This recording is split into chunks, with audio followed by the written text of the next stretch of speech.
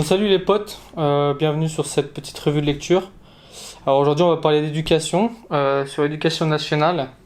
Pourquoi l'éducation nationale peine à recruter? Donc ça fait un moment qu'on en parle, hein. C'est un sujet d'actualité, comme quoi les profs, le métier de professeur est de moins en moins un métier voulu et envié par ceux qui font des études et qui peuvent le devenir avec. Donc ils se dirigent vers d'autres métiers plus rémunérateurs, on va dire, ou en tout cas qui les laissent plus rêveurs quant à leur avenir professionnel. Ou familial peut-être même. Donc on va lire ça tout de suite, hein. C'est parti. Alors, décryptage. En 20 ans, le nombre d'inscrits au concours de professeurs a diminué de moitié.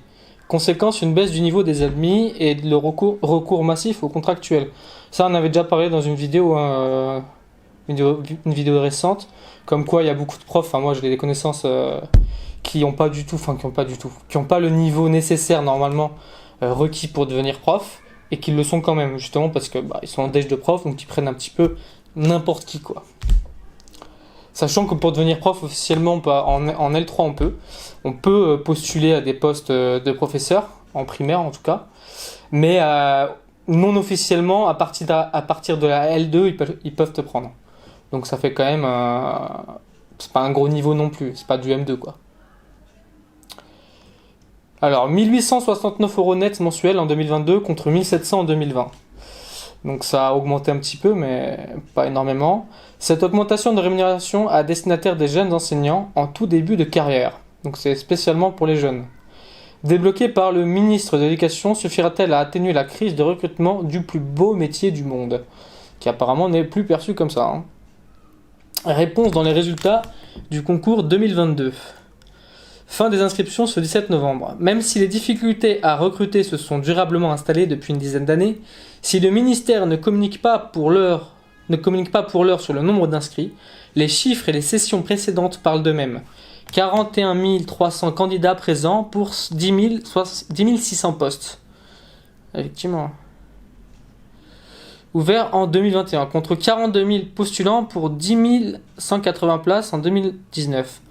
En 2003, près de 20 ans en arrière, ils étaient 81 661 à postuler pour 17 140 postes proposés. Donc il y avait plus de postes avant, mais quasiment 2 fois plus aussi de postulants. Maintenant, ça a baissé, il y a moins de postes qui se sont ouverts. Alors qu'avant, il y a 17 000 postes proposés. Donc ça veut dire quoi? C'est 10 nouveaux postes ouverts, ou alors 10 000 nouveaux postes. Parce que attends, 10 000 postes ouverts, c'est quoi la différence entre proposé et ouvert? Je sais pas trop. En tout cas, il y a une grosse différence. Avant, il y en avait 80 000. Maintenant, il y en a 42 000. Donc le métier fait nettement moins envie. Ça, c'est sûr. Le passage du concours du niveau licence au master, décidé en 2011 sous le quinquennat Sarkozy. Donc c'était en 2011 que justement c'est passé.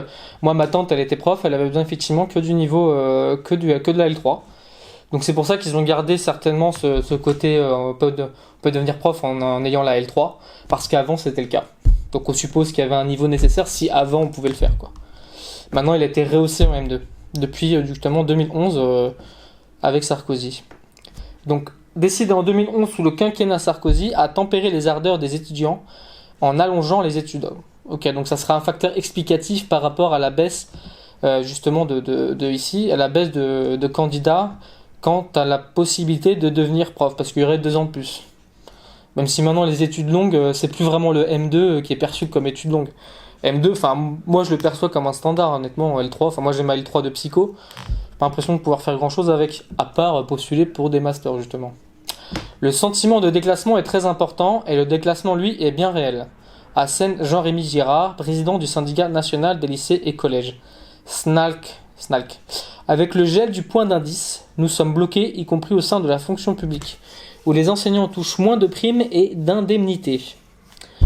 Nous sommes déclassés au sein même de cette fonction publique. Les avantages du métier, la sécurité de l'emploi, la capacité à s'organiser de manière autonome, font de moins en moins le poids face aux contraintes qui augmentent. Ça, on l'avait vu aussi, ils ont moins en moins de liberté dans leur métier, ce qui fait que, ce que j'avais parlé par rapport à ma cousine, qui se sentait corsetée avant même de rentrer dans le milieu de l'éducation nationale.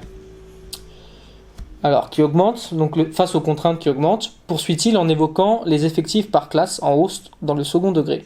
Oui, parce que vu qu'il y a moins de professeurs, forcément, il y a plus d'enfants par classe, sachant que les enfants doivent augmenter aussi en proportion par rapport à avant.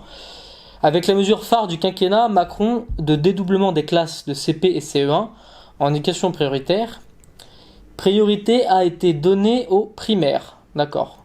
Dans les collèges et les lycées, les postes ont diminué et les conditions de travail se sont dégradées. Forcément, ils sont moins nombreux. Abonde Sophie Vénitet au SNES, le premier syndicat du secondaire. C'est toujours l'idée de faire moins, de faire plus avec moins, quoi. Ou de faire autant avec moins. Des académies réputées difficiles. Alors, au ministère, donc c'est le ministère de l'Éducation nationale, si on reconnaît un effritement, on estime que le taux de sélectivité se maintient. 3 candidats pour un poste dans les concours du primaire, 4 candidats pour un poste dans les secondaires. Ok. Reste qu'à la session 2021, 238 postes n'ont pas trouvé preneur dans le second degré. Ok, donc c'est pas mal quand même. Confirmant des difficultés dans 3 disciplines. Lettres classiques, 51% de postes non pourvus. C'est quoi les lettres classiques? C'est lettres classiques. Mais là, il parle du preneur dans le second degré. Second degré, c'est les universités ou... Je sais jamais. Second degré. Alors, l'expression second degré apparaît dans divers domaines pour qualifier le fait de se situer aux deuxième étape d'une gradation.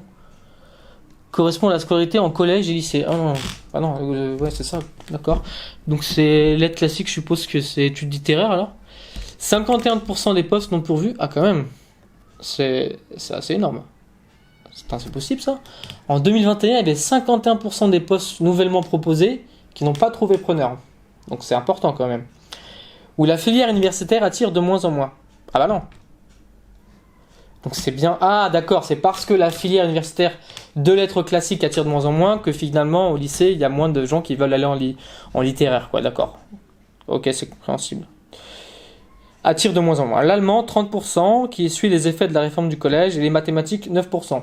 Donc on pourra se dire, les mathématiques, vu qu'elles attirent forcément par rapport aux disciplines universitaires ou d'écoles d'ingénieurs, du fait qu'on sait qu'on aura un métier si on est fort en maths, c'est un peu le principe, quoi. Si on est bon en maths, c'est presque obligé d'aller en maths, ça serait un crime de ne pas y aller, justement parce qu'on sait que ça profite ensuite pour ta carrière professionnelle, et du coup personnel forcément avec le salaire qui va avec. Où les disciplines de master peuvent prétendre à des métiers autrement plus rémunérateurs que celui de prof. Voilà, c'est ce que je disais, ils vont plus vers le prof, ils vont vers d'autres métiers avec les études qui auparavant les menaient à faire un métier de professeur. Ou en tout cas un métier en relation avec l'enseignement. Faire des études scientifiques poussées pour se retrouver enseignant stagiaire à 1450 € net. J'avoue, ça donne pas envie. Le choix vite vu résume Jean-Rémy Girard du SNALC. L'exemple des maths est criant. Comment ne pas faire le parallèle avec la dernière évaluation Teams qui a montré que tous les élèves étaient mauvais? Quoi? Que tous les élèves étaient mauvais? Publiée en 2020, la dernière enquête Teams, Trends in International Mathematics and Science Study, qui s'intéresse au niveau en mathématiques et en sciences, place les élèves français de CM1 en dernière position en Europe. Mais là, ouais, d'accord, et ceux de 4e avant-dernier. Ok, donc en fait, après il prend peut-être les plus mauvais, parce que là, pourquoi il prend que les CM1 et les 4e? Ça doit être les plus mauvais, peut-être qu'entre les deux, on n'est peut-être pas avant-dernier, dernier, mais on est dans les plus mauvais, quoi. Bon, en tout cas, en CM1, ça doit être catastrophique. CM1 et 4e, c'est catastrophique, quoi. Ces collégiens de 4e ont désormais le niveau de mathématiques des élèves de 5e de 1995. Ouais, d'accord, la différence c'est pas énorme non plus. Enfin, je vais pas faire le relativiste, mais un an de différence, bon, c'est vrai que ça reste beaucoup, surtout que normalement on aurait dû s'améliorer par rapport au fait que les autres se sont améliorés. Les autres pays, j'entends, notamment les pays asiatiques et les pays du Nord. Mais j'avoue que je m'attendais à pire quand même. Bon, après, c'est peut-être énorme, un an d'études, j'avoue que je me rends pas bien compte. Plus inquiétant encore, seuls 2% d'entre eux ont un niveau avancé. D'accord, donc avant c'était contre une moyenne européenne de 11%. Mais là, il parle encore des CM1 et des 4e, ou il parle de tous? Ouais, c'est collégien, donc je suppose que, ouais, donc je suppose que c'est en CM1 en 4e uniquement. En tout cas, en 4e, on peut supposer que ça perdure dans le temps, ça va pas s'arrêter en 4e ni en CM1, donc il y a une baisse de niveau assez large. quand ce taux se situe à 50% pour Singapour et la Corée. Ah oui, ah oui, d'accord, effectivement. Donc ça veut dire qu'ils sont 50% au-dessus. Là encore une fois, je sais pas si c'est l'équivalent CM1 ou 4ème chez eux, mais en tout cas, la différence de niveau c'est un gouffre quoi. Fait plus récent, le concours de professeurs des écoles qui permet d'enseigner au primaire laisse aussi des places vacantes. 466 en 2021, avec des difficultés marquées dans les académies réputées difficiles comme Versailles ou Créteil, où sont désormais organisés des concours supplémentaires. Ah, pour sélectionner encore plus. En fonction de l'attractivité des académies, les seuils d'admission à ces concours sont de fait très variables.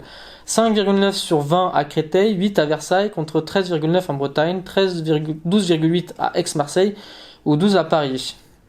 Donc ça, c'est les seuils d'admission à ces concours. Hein. C'est-à-dire, on ne peut pas passer le concours si on n'a pas ces notes. Attends, 5,9 sur 20 à Créteil. Attends. Pourtant, c'est les académies réputées difficiles comme Versailles ou Créteil. Je comprends pas là. 5,9 sur 20 à Créteil, 8 à Versailles, 13 en Bretagne, 12,8 à Aix. 12,8 à Aix-Marseille ou 12 à Paris. Bah, j'avoue que je comprends pas trop là, parce que si c'est normalement ça devrait. Pourquoi c'est 5,9 sur 20 à Créteil là? En fonction de l'attractivité des académies, les seuils d'admission à ces concours sont de fait très variables. 5,9 sur 20 à Créteil, pourtant ils disent avec des difficultés marquées dans les académies réputées difficiles comme Versailles et Créteil. Dans les académies réputées difficiles, mais c'est dans quel sens difficile? Ah d'accord, difficile peut-être pas dans le sens ok. Peut-être que c'est le quartier qui est difficile et que les élèves sont mauvais ou que les profs sont pas bons, enfin difficile dans ce sens-là, pas difficile dans le sens difficile au niveau de l'acquisition du diplôme, l'acquisition d'avoir des bonnes notes, parce qu'on sait que les notes varient en fonction de... Un 16 à un endroit ne vaudra peut-être qu'un 10 à un autre endroit, par exemple. Enfin, dans une école ou dans un quartier. Ou dans une ville même. Dans un tel contexte, le recours aux enseignants contractuels, voilà, bah c'est ça que je parlais de fois dans les vidéos, c'est qu'il y a beaucoup d'enseignants contractuels, donc les enseignants qui sont recrutés avec un L2 ou un L3, donc qui n'ont pas le diplôme normalement nécessaire, qui n'ont pas fait le concours nécessaire pour obtenir la capacité, en tout cas la validité, le compte diplômante pour exercer, et ils passent par des moyens contractuels. Ils sont pas titulaires, ils n'ont pas le grade de prof. Donc ils sont en espèce de CDD quoi. S'installe dans le paysage éducatif. C'est devenu structurel et il y a structurel, ça veut dire que c'est permanent, c'est quelque chose de commun. C'est ce que je disais, c'est pas anodin quoi. Enfin c'est pas anodin, c'est pas quelque chose qui arrive de temps en temps. C'est devenu structurel et il y a là une volonté politique claire, estime Sophie Vénité au SNES, qui rappelle la loi 2019 de la transformation de la fonction publique, prévoyant notamment le recrutement d'agents contractuels à ces emplois permanents. Ah, donc c'est dans la loi. En 2018, déjà, la Cour des comptes s'alarmait d'un recours croissant aux contractuels. Donc c'était déjà il y a 4 ans. Donc sachant que les contractuels, c'est des personnes qui n'ont pas le niveau, enfin qui n'ont potentiellement pas le niveau pour exercer au niveau dans lequel ils exercent, dans lequel ils postulent. Inversement proportionnel à la baisse d'attractivité du métier. Alors, des profils dont la formation est incontestablement un point défaillant. Ouais, les profils ne sont pas les mêmes que ceux qui ont fait Master 2 avec stage et compagnie, hein, c'est évident. Bon, après, il peut y avoir de très bons profs contractuels et de très mauvais profs titulaires avec un M2, hein, parce que l'éducation se fait par d'autres moyens qu'un savoir pur et une tête bien pleine. Une tête bien pleine, ça suffit pas pour enseigner, il faut beaucoup d'autres qualités, et qui sont des qualités qui sont difficilement cernables, et d'ailleurs qui sont très peu mesurées, parce que très peu mesurables dans les études de professeurs, enfin qui amènent aux personnes à devenir des enseignants, des professeurs, tout ce que vous voulez. Alors, défaillant, des profils dont la formation est incontestablement un point défaillant, insistaient les sages de la rue Chambon. Attends, mais ça c'est bien ce que je pense. De la rue Cambon, ça doit être les... Ouais, c'est ça. Voyons voir. Les sages de la rue Cambon remettent régulièrement des rapports sur l'utilisation des fonds publics. Excusez-moi, petit portable. Alors, les sages de la rue Cambon remettent régulièrement des rapports sur l'utilisation des fonds publics. À la fin de sa vie, de 1893 à 1899, la Castignole, espionne italienne et maîtresse de Napoléon III, vit au numéro 14 de la rue Cambon, le peintre français Hubert mort. D'accord. Bon, en tout cas, il faut retenir qu'ils ont régulièrement des rapports sur l'utilisation des fonds publics. C'est ça, les sages de la rue Cambon. Ok, je connaissais pas du tout. C'est intéressant. Alors, les sages de la rue Cambon qui pointaient aussi les rigidités d'un système d'affectation, reposant essentiellement sur l'application de barèmes. Ok. À ce jour, selon le dernier bilan social du ministère, ces contractuels représentent 5% des enseignants dans le public et 19% dans le privé. Voilà. Donc il y a une surutilisation des contractuels dans le privé. On remarque, c'est pas étonnant, le privé, on sait qu'ils aiment bien sous-traiter. Ce qui est de plus en plus le cas du public, parce que avec le New Public Management, on sait qu'il y a une espèce de copiage du public sur le privé. En tout cas, il y a une assimilation des deux. Quant aux démissions, elles restent infinitésimales au regard des 866 000 professeurs en France. D'accord. Donc il y a très peu de démissions. Donc là, le métier est moins attractif, mais il y a peu de gens qui démissionnent. Enfin, en tout cas, il y a infinitésimal. Donc il y en a 937 en primaire, donc 0,29% des effectifs, et 617 au collège, 0,17%. Mais elles progressent. En comparaison, elles étaient 637 en primaire et secondaire confus en 2012-2013. Ouais, donc il y a très peu de professeurs qui diminuent chaque année quand même. Donc c'est un métier qui... Les gens qui y sont ont tendance à y rester. L'argent ne fait pas tout. La considération sociale est un élément déterminant dans l'attractivité du métier. De tous les métiers d'ailleurs. Sachant qu'en France, on privilégie très peu les métiers manuels. Ce qui est complètement débile, honnêtement. Parce que, je veux dire, sans les métiers de base, c'est-à-dire les métiers qui construisent, les métiers matériels, quoi, comme les métiers du BTP, et tout simplement, il n'y a rien qui existerait autour de nous. Donc, je trouve ça complètement débile. Cette considération, il juge en manquer cruellement. Ah d'accord, donc ils ne se sentent pas considérés comme d'ailleurs beaucoup de professionnels en France. Cette considération, il juge en manquer cruellement, si l'on en croit la dernière enquête Thalys, menée par l'OCDE. Seuls 7% des enseignants français jugent leur métier valorisé dans la société, contre 18% pour la moyenne européenne. Encore une différence, ok. Mais paradoxalement, les profs aiment toujours leur métier. C'est ce qu'on disait, c'est ce qu'ils disaient avec les chiffres, le fait que quand on est prof, on a tendance à rester prof, quoi. Il y a très peu de démissions, même s'il y a de moins en moins d'attraction pour le métier de prof. Près de 8 sur 10 se disent heureux de l'exercer, ce qui est quand même énorme en vrai.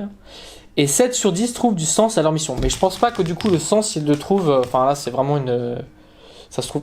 Non, il est pas après, mais je pense pas que ça vienne d'en haut. C'est pas une considération sociale verticale, administrative, on va dire. Ils sont pas considérés par leur hiérarchie, peut-être, ou en tout cas par le ministère de l'Éducation nationale, mais ils se sont considérés simplement par les élèves, le retour des élèves et peut-être le retour des parents aussi. C'est le fait d'exercer ce métier qui les rend fiers, entre guillemets. Alors, près de 8 sur 10 et 7 sur 10 trouvent du sens à leur mission. Voilà, le sens, c'est d'éduquer les enfants. Enfin, je pense. Alors, cette distorsion est une constante depuis 1950. Ouais, ça fait 70 piges. Date des premiers sondages d'opinion sérieux. Observe l'historien d'éducation Claude Lelièvre. Enseignant, c'est un métier à forte charge narcissique. Aujourd'hui, il n'y a toujours aucun problème pour recruter des agrégés, relève-t-il au passage. Le revenu est important, mais la considération qu'on se donne l'est sans doute davantage. Oui, les agrégés, en plus, ils ont plus de liberté dans le choix de leur affectation, et sachant que je crois qu'ils peuvent faire moins d'heures, et ils ont un plus gros salaire. Donc forcément, au niveau considération, puis je suppose que quand on dit qu'on est agrég, tout de suite la classe, quoi. Bon, petit article assez sympathique. Je pense qu'on va passer à un autre. Je vais faire une autre vidéo. J'aimerais bien faire une vidéo sur le... Qu'est-ce qu'on avait vu sur le... Oui, je parlais des métiers manuels. Je connais quelqu'un qui parle de ça. Pour revaloriser les métiers manuels, parce que franchement, c'est complètement débile de... Enfin, le système français élitiste du monde des idées, en gros, on adore les idées. On adore tellement les idées que tout ce qui a un rapport autre avec les idées, c'est des débiles qui doivent le faire. Donc forcément, si on n'aime pas les idées ou on n'est pas fort dans les idées, dans le maniement des idées, on est débile. Non, c'est pas la vérité. Ça, c'est débile. Voilà, je le dis. Bon allez, ciao.